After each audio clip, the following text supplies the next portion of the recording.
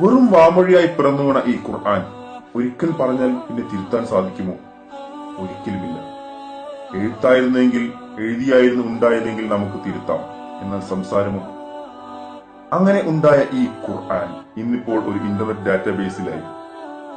ഇന്നിപ്പോ സോഫ്റ്റ്വെയർ വെച്ച് നമ്മൾ ഖുർആനിലെ വാക്കുകളുടെ എണ്ണം നോക്കുമ്പോൾ കിട്ടുന്ന അത്ഭുതങ്ങളുടെ കുറച്ച് ഉദാഹരണമാണ് ഇൻഷാ അള്ളാഹ് ഈ വീഡിയോയിൽ കാണിക്കുന്നത്. ഖുർആനും പദങ്ങളുടെ ആവർത്തനവും അത്ഭുതവും. ഖുർആനിൽ ഉപയോഗിച്ചിരിക്കുന്ന ഇഹലോകം എന്ന പദം അഥവാ ദുനിയ ഖുർആനിൽ 115 തവണ ഉപയോഗിച്ചിട്ടുണ്ട്. അതേ 115 തവണയാണ് ആഹിറ അഥവാ പരലോകം എന്ന വാക്ക് ഉപയോഗിച്ചിരിക്കുന്നത്. ഇഹലോകം 115 തവണ, പരലോകം 115 തവണ. അന്നത്തെ കാലഘട്ടത്തിൽ ആർക്കെങ്കിലും ഇത് അറിയുമായിരുന്നു? ഒരിക്കലുമില്ല. മറ്റുദാഹരണങ്ങൾ നോക്കാം. മാലാഖമാർ, മലായിക്ക എന്ന വാക്ക് 88 തവണ ഖുർആനിൽ ഉപയോഗിച്ചിട്ടുണ്ട്. ശൈത്താൻ അഥവാ പിശാചുക്കൾ എന്ന വാക്ക് അതേ 88 തവണ തന്നെയാണ് ഉപയോഗിച്ചിട്ടുള്ളത്. ആലോചിച്ചു നോക്കൂ. ഹയാത്ത് അഥവാ ജീവിതം, മൗത്ത് അഥവാ മരണം രണ്ടും 145 തവണ ഉപയോഗിച്ചിരിക്കുന്നു. അസ്വാലിഹാത്ത്, സൽക്കർമ്മം 167 തവണയാണ് ഉപയോഗിച്ചിട്ടുള്ളത്. അസ്സയ്യാത്ത്, ദുഷ്പ്രവൃത്തി 167. ഈമാൻ, വിശ്വാസം, കുഫർ, അവിശ്വാസം രണ്ടും 17 തവണ ഉപയോഗിച്ചിരിക്കുന്നു. നമ്മളേവരും കൊതിക്കുന്ന സ്വർഗം, ജന്ന,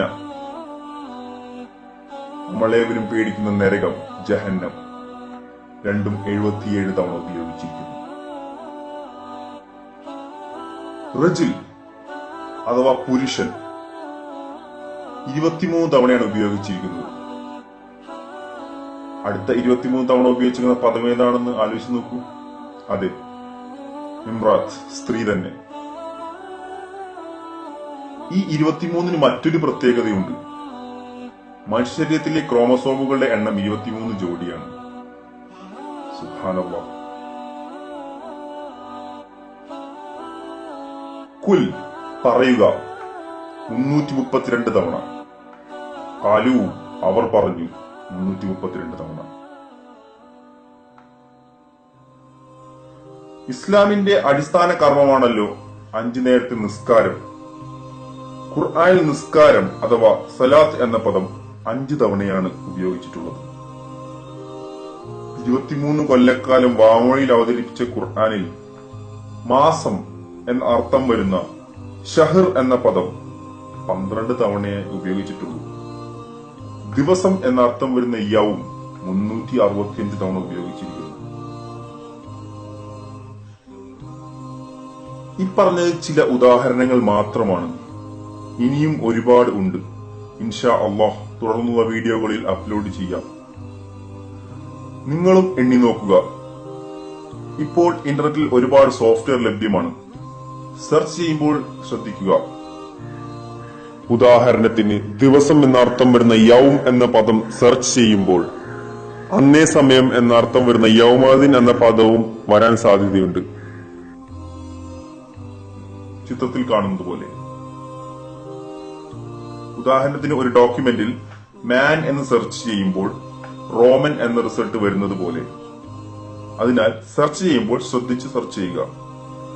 ഏതായാലും ഒന്ന് ആലോചിച്ചു നോക്കൂ. ഇത് ഒരു സാധാരണ മനുഷ്യനെ കൊണ്ട് സാധിക്കുന്ന ഒരു കാര്യമാണോ?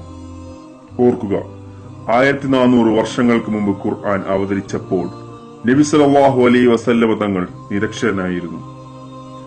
എന്നിട്ടും ഈ ഗ്രന്ഥം ഇത്രയും ചിട്ടവട്ടപ്പെടുത്തിയെങ്കിൽ അതിനു പിന്നിൽ അള്ളാഹു എന്ന ഒരു വലിയ ശക്തിയില്ലേ?